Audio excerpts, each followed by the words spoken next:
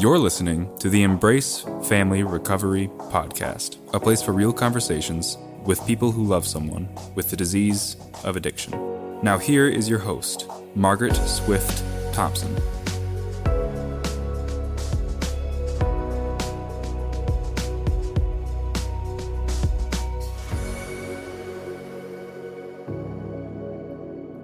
Welcome back to the Embrace Family Recovery Podcast. Today, I am thrilled to be continuing my conversation with Geoffrey Golia, the former clinical director at New York Center for Living. In this second episode, we discuss parenting styles, communication, and the vital need for consistency in decision-making and establishing and maintaining boundaries. We talk about important steps that parents might find beneficial to assisting them on this challenging journey to recovery for their loved ones and their entire family. Let's get back to Geoffrey. The Embrace Family Recovery Podcast.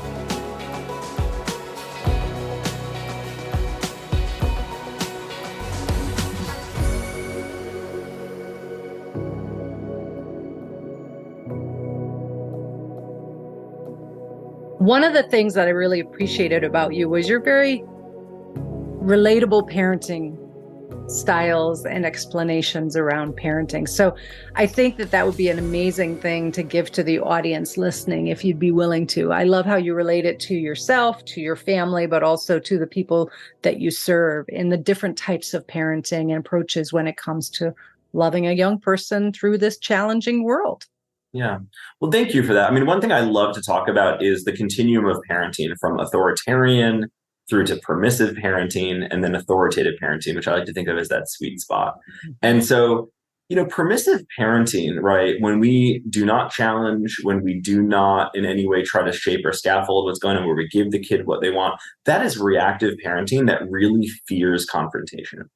And it starts early. Right. And so one thing, I guess, yes, these are some of my folksy anecdotes from my own parenting journeys, right, is I pick up my daughter and she immediately wants to go to CVS, which she refers to as the stuffy store because they have those little beanie babies and she loves stuffies. She has 100 in her room. But I want to set a boundary to, not just for the purposes of budgeting, but also for the purposes of helping her develop distress tolerance, helping her to understand that sometimes she's not going to be able to get everything that she wants. And I don't know that it's great that she would get a stuffy every day anyway.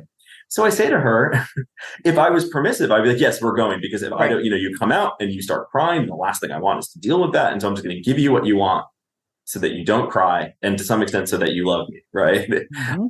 Authoritarian might be like, no, that's final. Daddy said so, and we're going home. And in fact, because you asked, you're punished. And maybe one day I punish and maybe one day I don't, right? Right. That authoritative sweet spot is for me to look at her and say, I love you.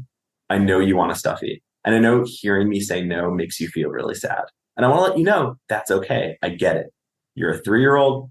The stuffy means everything to you right now, and daddy is saying no, and that's tough. And so I want to validate, I don't so much say all of this, but this is the impression, right? Is I'm validating how you feel, but at the same time, I'm saying no. And the reason is because it's not your turn, right? We wait till we get stuffies, right? That's the thing that we have a whole process for, how to earn the stuffy, right? And so the authoritative piece acknowledges that I love her and that I understand that she's upset about this and that feeling is valid. But the validity of the feeling doesn't mean I co-sign the behavior, right? And so if we extend this out to the older person. Got to stop there. Sorry, That is brilliant. Say that again. The ability to validate doesn't co-sign the behavior. Validating the feeling does not co-sign the behavior, right? I can say, yeah, you're mad. I'm telling you, you can't smoke weed anymore. Or I'm saying, that's not allowed in this house, and that's a boundary I'm setting. You're upset about that. I get it. Weed has been a coping skill for you. And I'm saying no, and you're upset about that. That's real. That feeling is real.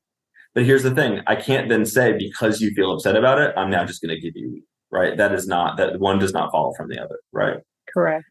And there's a lot of things that don't follow. We love people. We love them passionately. Nothing follows from that. If they're a toxic person, they can't be in our lives right now. We have to set that boundary. We can acknowledge the love, but we can accept that they can't be in our life. So the authoritative parent, the authoritative person says, I hear that. I hear how frustrated you are. I can hear it in your voice. I love you. I don't love to see you frustrated, but I get that you are. But I'm saying no, and we're going home. And slowly that authoritative parenting shapes the capacity for a young person to tolerate distress, to regulate their emotions, and to realize, the truth of the society we live in. Because all this is contingent on the society we live in. If we lived in a different kind of society that was structured different, maybe we would have different ways of dealing with this. But for now, resources are finite and they're scarce sometimes, and we have to say no. And so the authoritative parent acknowledges the feeling but holds the boundary. And that's a really important piece here, right? And so that's just one way in which I like to talk about the continuum of parenting and to say, listen, if you didn't start when they were young, yes, it's going to be hard to kind of re-implement that.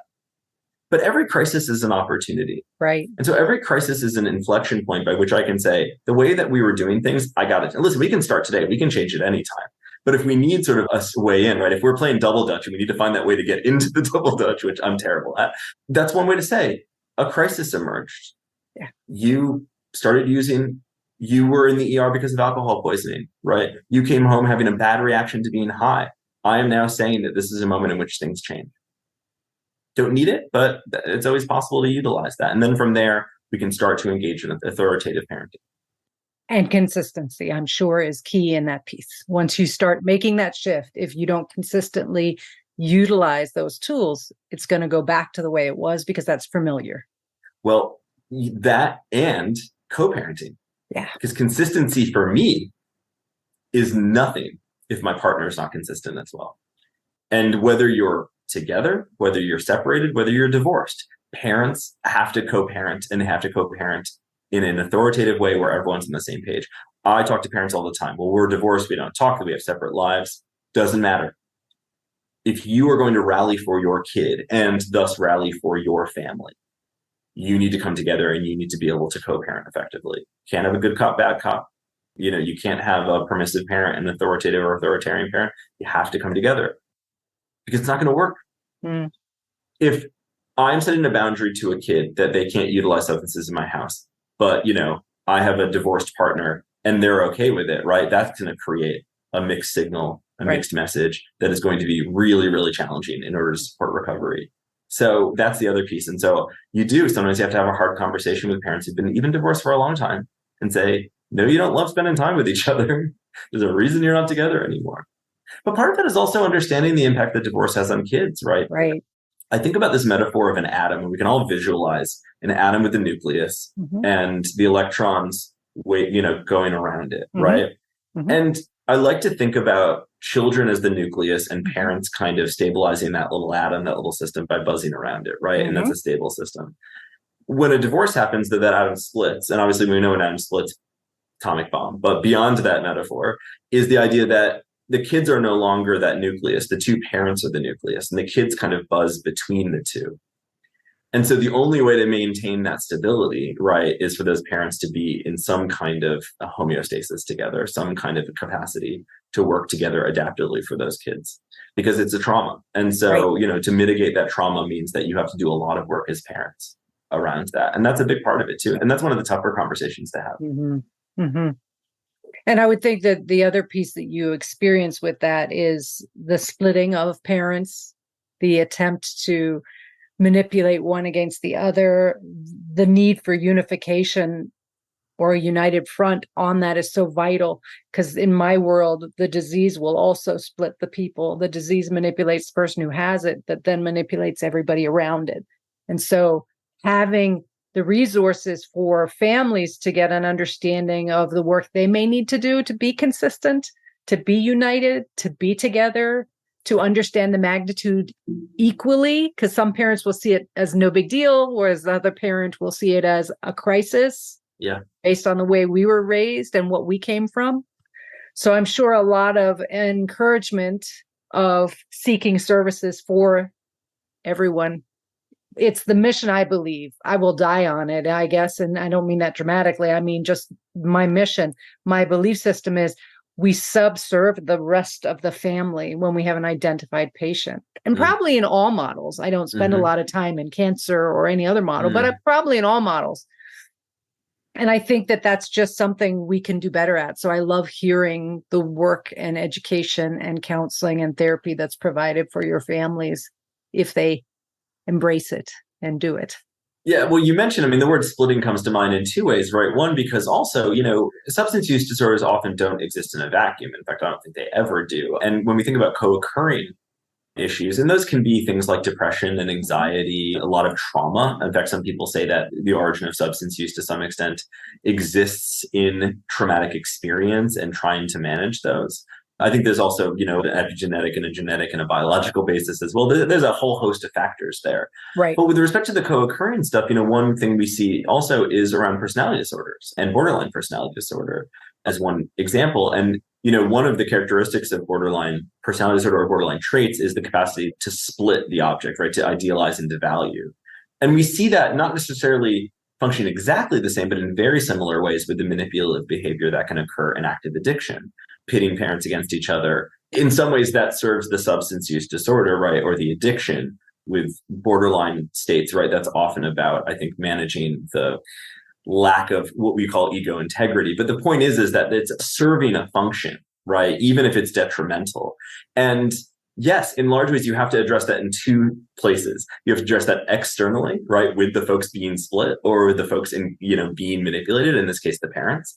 But then you also want to seek to address that and create integration with that person. And recovery is a good foundation to start to kind of get that person to integrate in terms of, who they are. And you mentioned a really challenging piece, which is when parents don't agree. The moment any kind of division is found, right, is something that can be sort of exploited or manipulated in the service of that substance use disorder. Right. And so that's why sometimes the work is family therapy, but the young person is not present in family therapy for a period of time because we still have to work on the fissures and challenges with the two parents, whether they are together, separated, divorced, or what have you. Sometimes two sets of parents, right? If there's a divorce and remarriage. But the idea is saying we have a goal here, right? And the goal here is for us to come to some kind of consensus about how we're going to be consistent and authoritative in ultimately supporting this young person and supporting them in the way that they need in order for them to really embrace and have an effective recovery. This podcast is made possible by listeners like you. Hi. This is Margaret Swift Thompson of the Embrace Family Recovery Podcast. Please like us and follow us wherever you get your podcasts. Thanks. You're listening to the Embrace Family Recovery Podcast. Can you relate to what you're hearing? Never miss a show by hitting the subscribe button. Now back to the show. The goal is always for the best outcome. Unless there's a major issue within the system of the family, the goal is to have their loved one be well and healthy. That's what they want. I think that the manipulation of the disease within the person, which is to use until they no longer exist. The goal of that, if you look at that in a family system, it's going to do whatever is necessary to get the family to come along and enable and cater to. And so part of it is really the education and the language of separating the person from the disease and doing the work to be consistent around those boundaries and that parenting style. Yeah, and let me just say the word manipulation can be one of those words that people feel is loaded, right? That's a behavior. A person isn't necessarily manipulative, but they engage in manipulation as a behavior, right? And I think that when I was working in more residential style treatment, I ran a lot more groups. I did a lot more therapy. I'm an administrator in large part now, although I do still engage in treatment. But, we used to talk a lot about separating behaviors from people, right? Which I think is what you're talking about here, right? And in some ways, right, what I would say, for instance, I used to run a group called, and this is something I stole from Instagram. I saw some post that said, boundaries are the distance by which I can love you and me simultaneously. And so I used to write that on the board, and I was working with young people and they all on Instagram. So they all knew what I was talking about, but I would talk about boundaries and we would talk about the ways in which inactive addiction or when their mental health issues were not being managed effectively, how they had difficulties with boundaries. And that included crossing their own boundaries, right? Absolutely. Engaging in behaviors that didn't respect their own personhood, let alone ways in which their boundaries have been violated by others and ways that they had violated other people's boundaries. Right. And what I sought to say is that this issue of active addiction or untreated mental health symptoms is not a moral failing. No. It is an issue that needs to be addressed It's an issue that needs to be addressed with both compassion and also with really strong expectations and boundaries. And I'm consistent in my language. I use the same phrases over and over and over again, right? It really helps. And so, people listening to this podcast feel like, this is the same words over again. Yes, that's by design, right? Yes. We want to be very affirming and consistent in what we say. But the bottom line is I was very clear that everyone in this room, everyone in this group has the capacity to radically reshape their lives and radically reshape their behaviors. Because fundamentally, what we're dealing with is not that you're a bad person, but that you're struggling with an issue right now. And there's different ways of conceptualizing. Do we surrender? Do we give up? Do we put in effort? Do we enhance motivation? I think at the end of the day, there's a lot of ways to get to 59th Street, right? You can take First Avenue, Second Avenue, or Third Avenue. So any way you can get to that place to say, I'm not a bad person. And in fact, if I believe I'm a bad person, I'm actually not going to embrace recovery. And so that's why destigmatization is so key here. Yes. And for the families around it too. What did I do wrong? How did I go so bad? How has this happened on my watch? I failed I'm a failure. Like you, language is vital to me. And I love interviewing people who have different language than me because it gives me some new tools for my toolbox. But I think the piece that I say is take out failure and success. Those are not words to use with mental illness, substance use disorder illnesses. Working one day at a time, finding a wellness and a recovery and a quality of life you want is very different than succeeding or failing. What does failure look like if you embrace this is in fact an illness? And I think a lot about that because one phrase I think I get from a lot of parents is I feel like I'm a failure. I feel like I failed as a parent. And I think the way that I seek to address that, which I always seek to be clear and honest, right? But I think this is sort of an honest framing of it, which is that no one can do this alone, right? If a young person is struggling with substance use disorder, the way we conceptualize that is that they can't do it alone. And therefore, right, as a parent, there's plenty of parenting manuals and parenting classes out there, but no one really hands you a book and says, this is how you parent. And by the way, this is how you parent a kid who also has these other issues. Right. And so what I would say is that let's just dispense with the idea that you are to blame for it. Let's accept that this is my child. These are the issues they're facing. And what do I do now? It's not a matter of failure on your part. Rather, you are seeking help. That is the right move here. Exactly. If we want to say success, that's the only way that we would get to whatever this thing called success is, right? Is that your kid needs more help. Right. And it's beyond you. And that's okay, because that's not a failure of your part. That is just, listen, I can't heal a broken arm. I need to go to a doctor for that, right? No one says I'm a failure because my kid has a broken arm. Exactly. And sometimes that metaphor is helpful, but really to see a parent's face, but then to be able to say to them, because we've seen this before, that it's not your fault. No. And to mean that. Yeah. Yeah. And believe that to our toes and hope that they can internalize that for themselves. Because the other reality that I witness is if they stay in that place of it's my fault, they're much more easily manipulated. They're much less able to set healthy boundaries. They're less able to step away from the enabling behavior, the desire to please and feel loved and feel important and feel like they have the ability to do something. It makes it a lot harder to step into the tools of recovery as a family. Yeah. One thing you said that I associated to just now was, when we think about the permissive parent, that is somebody by and large who has unmet needs with respect to how they feel loved by themselves. And they seek that external validation. And part of it is just the impossibility of having a child be angry at you because the association or the interpretation of that is that then they don't love me, right? And that's born of their own experience, right? And so a couple other things, right? Parents need to deal with their stuff. Yes. So that means they need to get into therapy, they need to get into coaching, they need to work on their stuff, right? And that's a big part of it, right? So much about our capacity to parent, and this isn't my idea, this comes through a lot of different parenting literature, is our capacity to cope and manage our own stuff. You bet. And so if I'm able to, as best I can, with as much love and patience, deal with a tantrum or deal with a kid who is highly escalated and be able to manage my own stuff, I am most of the way there in being able to give them what they need in that moment.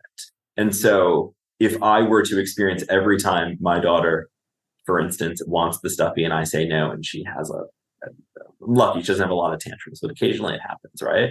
And I can just breathe and say, all right, Geoffrey, you're doing the best you can here. Use your coping skills. Stay with it, right? Pat on the back, tell her you love her, ride this out, and not react. I'm most of the way there. And so I think with a lot of parents, it's that way. And when it comes to that longer work of not just not blaming yourself, but actually loving yourself, right? And now we're getting into the stuff I love about therapy, right? Which is building up people's capacity to love themselves and have self-esteem, because that, as for a parent, pays dividends with your kids, right? Yes. They see you loving yourself. They see you as a loving person, helps them in that moment. But knowing too that you're able to set those expectations, set those boundaries, say no. As Dr. Collins, my medical director, is writing, there's a blog on our website right now, say no early and often. It's good for your kids. Mm-hmm.